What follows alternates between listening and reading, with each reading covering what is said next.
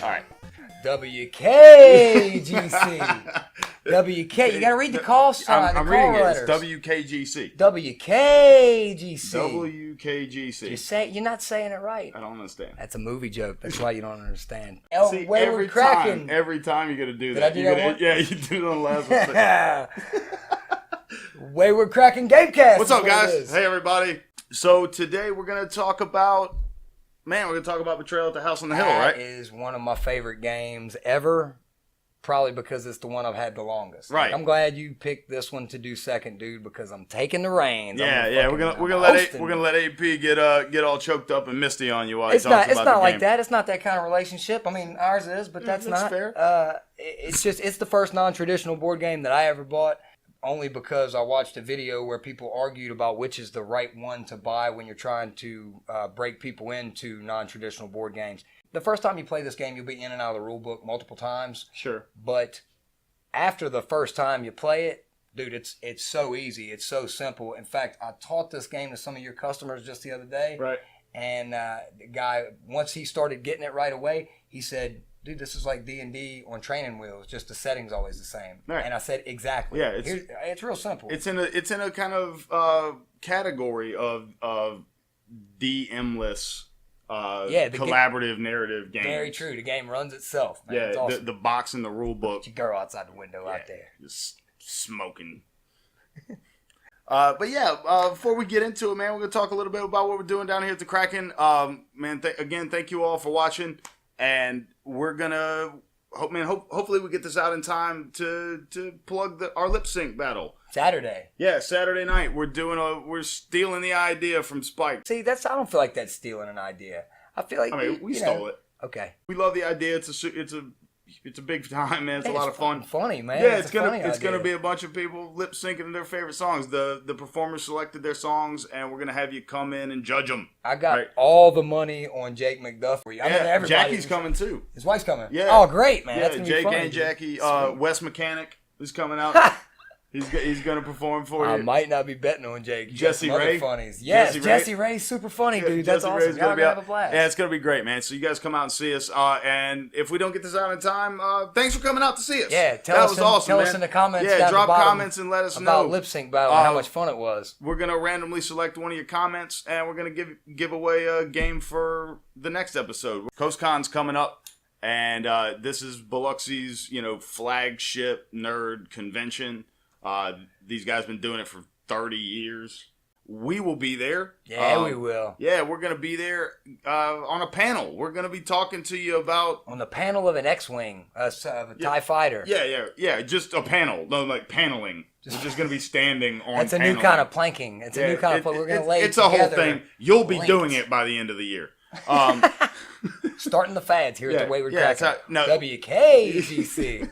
We're going to talk about what it is we do. Not just the Kraken, but you too. Like all of you guys, what you have to do to kind of build a brand in this market, in this niche world. So we'll be there. We still are trying to push Alicia Darter over at Bad Wolf to come and join us.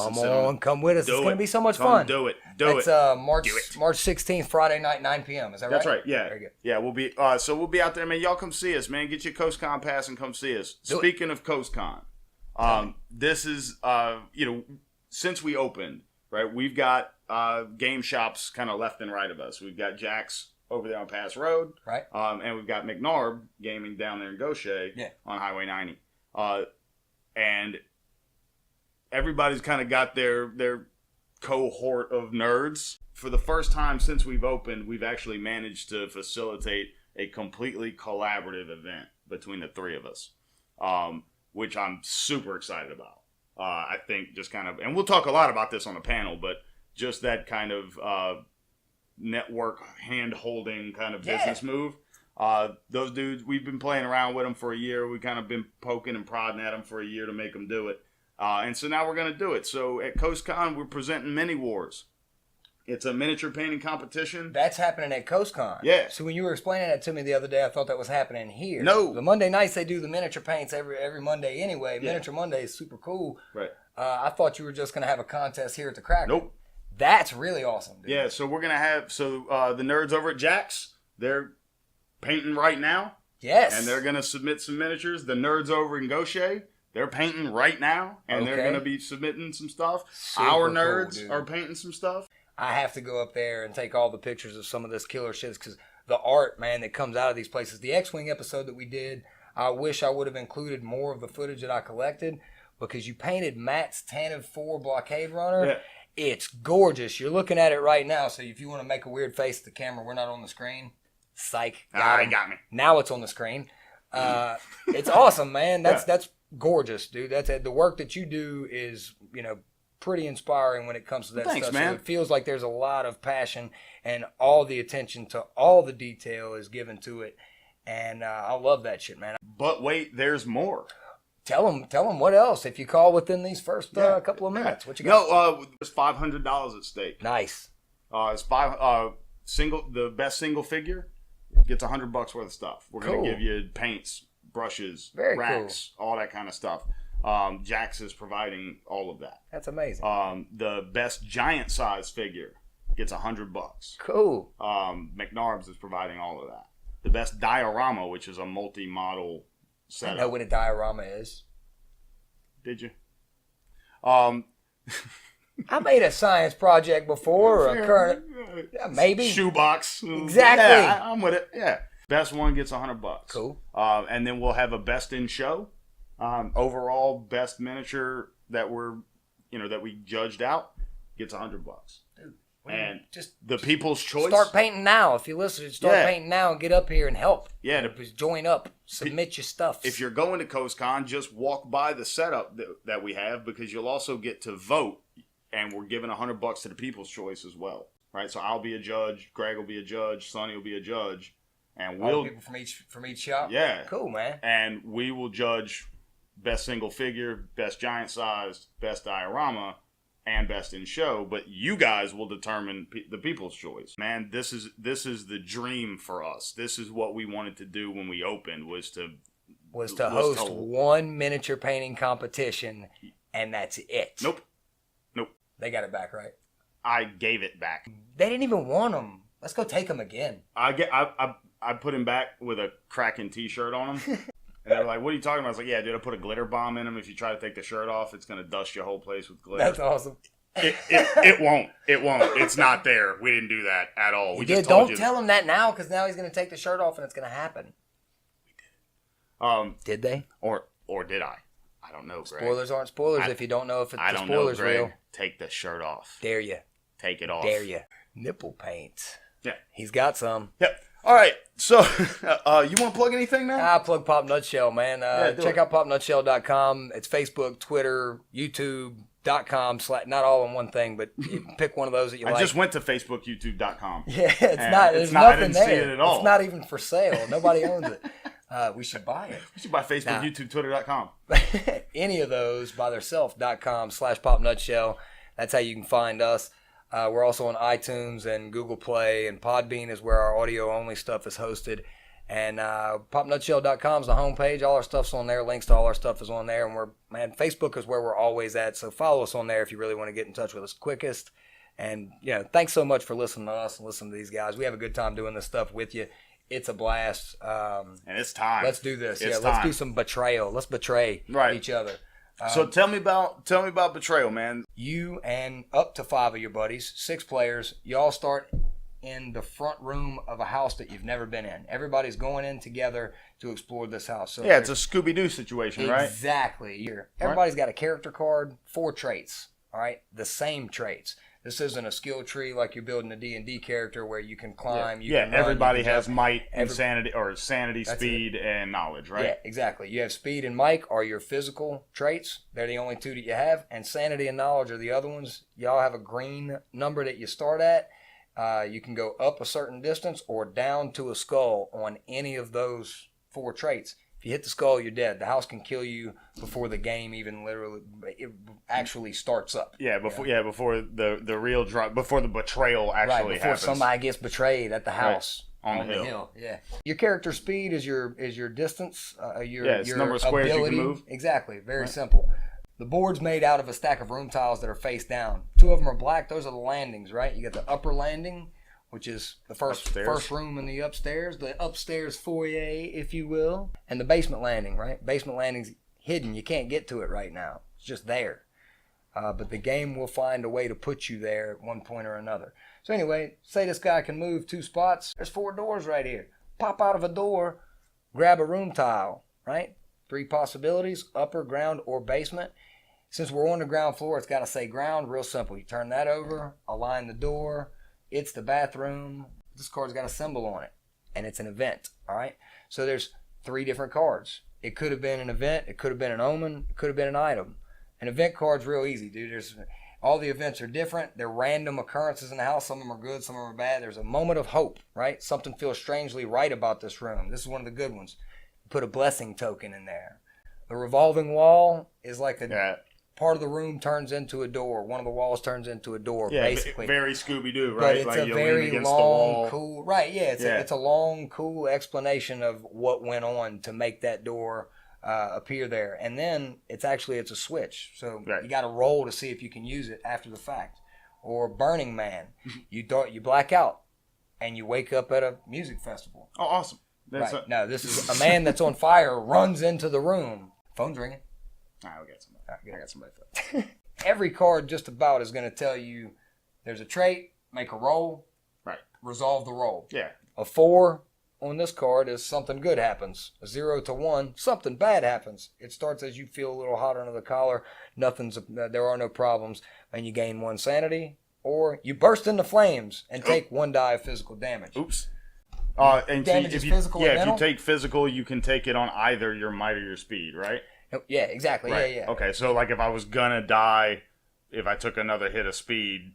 Another hit of speed, right. You're gonna die if you do it. I'm gonna die.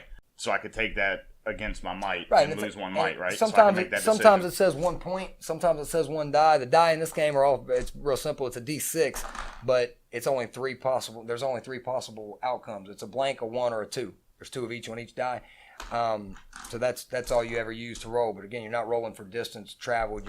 You're either rolling for damage or rolling to see what the outcome of an event is. Yeah, you roll real simple. Yeah, and all the cards tell you exactly when to roll and what to roll and how many die to roll and all that kind of stuff. Yeah. One of the cool things I love about about this game and about the tiles is how replayable the game is. Exactly. Right, and we'll talk another bit of replayability when we get to the rule book, but every time you move around the house, because you shuffled these tiles every time, the shape of the house will be different. And the order of operations. Your decisions on what doors to go through are going to be different every time, too. Yeah. So like shuffled deck plus random, just instant knee-jerk decision to go through this door instead of going up. Yeah, and like you just went through this door, which is the bathroom, and there are no other doors. Right, so now you got to go back out. That's closed off forever. But the game could change that. The game rebuilds the house. It's a haunted house. There's crazy things happening. You end up with 3 large-sized chunks of the house that represent the 3 floors of the house. And some of the rooms will have the symbol on it here. Every time you pull an omen card, you have to roll 6 dice. If you roll less than the amount of omen cards that have already been pulled, then the haunt begins. Bite, a growl, the scent of death, pain, darkness, gone. You got bit by something. So if this is the event, the occurrence rather, that causes the haunt to start, then the haunt will be based on this event. So maybe a werewolf situation, maybe you're infected with some virus and now you're getting the rest of the house sick or something crazy like that. We got the bite, the gymnasium, haunt number 35. Haunt number 35 says highest knowledge player is the traitor. All right, so it's always going to be somebody different. Haunt revealer, the person left of the haunt revealer, person with the highest might, always something different. And haunt number 35 about cats. All right, so the trader is controlling a bunch of cats. This is one of those situations where we're going to put a bunch of tokens around the trader and send out his minions to go do a thing. And that's one of the awesome mechanics of the game is that once the haunt begins, one of you is going to be identified as the traitor. Always. There's a betrayal every time. So one of this Scooby-Doo crew is going to get possessed by a ghost or was a bad guy all along. Yeah, and the win conditions are different every time. And man, that replayability is second to none almost in the industry. I tell you what, dude. Yeah, a shuffled stack of... I mean, man, we're not talking about a small amount of tiles here. Right. Here's your house, dude. 50 tiles. Here's your house, 50 tiles of room. Spread them out. You know, you spread them out on this table. It's going to take up a lot of space. Totally different events. I don't think I've seen, since we've started playing the game, I don't think I've been through all the events yet. Right. Just because of every now and again you see one that you don't know. I don't remember that. Yeah. When's the last time that happened? And also, this combination of cards times 50. All right, so your possible combinations of cards times 50 times 2 because you could either be the traitor or a hero. So we're getting into the trillions of possibilities really just because of this. Because this right here is now a completely different scenario, or it could be rather. Yeah, and like we played games where we put out 25, 30 rooms and we just did well on all those omen rolls and delayed the haunt. Right, so that by the end of by the time somebody inevitably failed the haunt roll, because we had loads and loads of omen cards. I think maybe once you get to 13, you can't roll any lower, right? You're gonna roll a 12 at best. But I think we had 9. We had 9 omen cards out the last time we played, and the house was huge. And then by contrast, the first time we played together, we had the haunt in right away. Almost right away. These guys that I taught back here the other night, they started real quick. And so now the house, there's only 6 rooms in the house, and one of you is trapped in the basement. Yes. Right? And you've got to run around trying to unlock rooms just to find your way out of the basement because that's just how it shook out this game. It won't play that way the next time you play it. That particular game was really funny. We explored the whole house, and ultimately the point of victory for the heroes was to explore the whole house. So as the traitor, I relinquished the turn to the next player, and it went two spots, and the game was over. I didn't get to do anything. So not so fun. Don't buy this game. No, I'm just kidding. No, it's great. Game. It's so different every time. And dude, now there are 50 more. There are 50 more. Widow's Walk, right? The Widow's Walk is a whole nother expansion with 50 new haunts, and some of them are topical and funny. Like we played one that was very politically themed. That's awesome. Widow's Walk comes with a whole nother floor. Right. Whole nother floor to explore. I'm rhyming, dog. Yeah. I got those bars. Spits. Bars. Dylon Hughes. Dylon. Come in here and check this out. Yeah, this is one that you have to play because explaining victory is like... Oh, it's impossible. Like, because it's going to be different every time you play. There now are 100 different ways to win this game. Yeah, 200. 200, yeah, depending on what side you're on. Exactly, right. 200. I think it's the perfect startup game. Yeah, because I think it's you the don't perfect have starter. to come into this with any, pre-existing nerdiness about the fantasy world or the sci-fi world. You don't have to understand the game runs of the for conventions. You don't have to have somebody who is a absolute master of the rules like you do with a game like Dungeons and Dragons or something like that, where you gotta have at least one, if not many of you, already be subject matter experts before you even start playing it. Yeah. This game, you can teach it to your 9-year-old. Yep. I have. He loves it. He's mad when he doesn't get to play it because we play it so late sometimes. Yeah. it's... And I run this game. I tell you what, if you want to practice for the DM challenge whenever it happens at the Wayward Kraken, run this game like a dungeon master.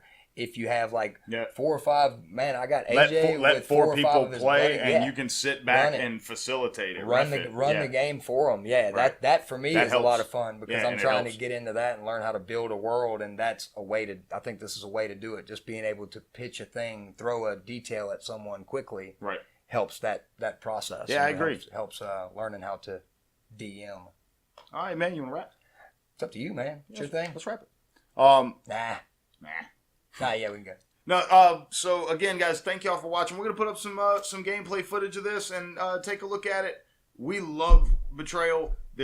Widow's Walk's a great expansion. They recently licensed the Forgotten Realms, So there's Betrayal at Baldur's Gate as well for the that's right. For the D&D. Now that's the D&D purists. Yeah, that doesn't match up with this, but Dylan and Devin and all those guys, they all played it and they said they really liked it, man. Oh, it's awesome. It felt like mechanically it's identical. It's exactly the same game. Yeah, cool.